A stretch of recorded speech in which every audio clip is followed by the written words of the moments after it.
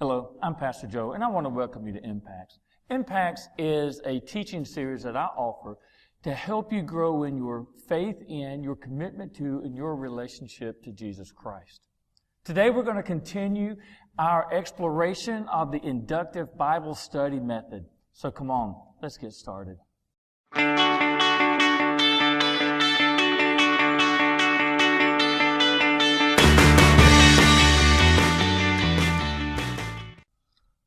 Over the last several weeks, we have been looking at how to read the Bible. And when we did that, we looked at several Bible reading outlines and guides. And now we've turned our attention to how to study the Bible. And that's really such an important thing in the Christian life. And we've been looking at the Inductive Bible Study method. The first two steps are observation, and then last week was interpretation. Today we're going to be looking at application. You know, we read and we study the Bible. What's the goal of it? What's the end game? The question that application step in this Bible study method seeks to answer is, what does this passage mean to me? What is this passage calling me to do or calling me to be? The first thing I want you to do is to take a look at all of the notes that you've made over the last several weeks when we've begun looking at this scripture passage.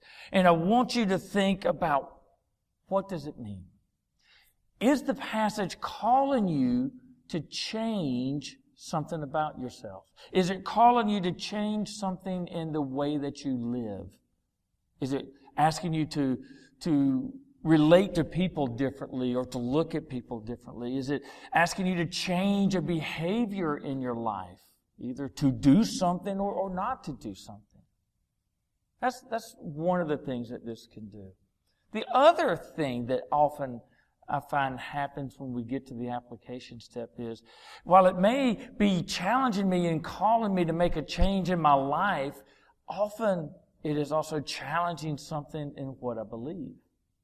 How does this passage change the way I view the world? How does this passage change the way I view people? What does this passage say about Jesus Christ? And is it challenging something that I've always thought and believed? Or is it reinforcing that? How does this passage communicate a truth about God's relationship with the world? See, when we get into application, we take all of the evidence, all of the things that we've been studying, and we try to answer the question, what does this mean? What is it calling me to do?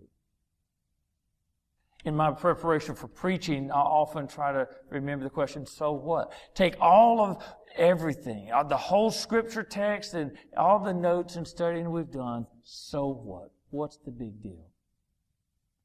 And I think you'll find when you get to this step, you're going to be taking everything in and you're going to come up with a lot of different things. So start writing these down. What is the summary of this passage? What is the main thing, the main takeaway for me? Is it a change in behavior or a change in your life? Or is it perhaps a change in the way that you believe, in the way that you view the world? Have fun with it. I mean, remember, we are a good news people, and this is the joy of God's love and grace in our lives. Well, my challenge to you this week is to jump into the application step, taking into account all that we've done over the last several weeks, and think seriously about how this passage is calling you to live and calling you to believe. I hope that you will join me next week, where I'm going to try to offer you some encouragement and some last tips in how to read and study the Bible. But before you leave, I want you to do a couple of things. Please take the time to subscribe to my channel so that you'll get notified and be able to receive all of the new videos that I post.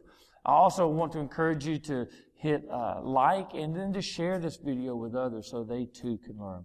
Well, until next week, I pray that God's blessings will be with you.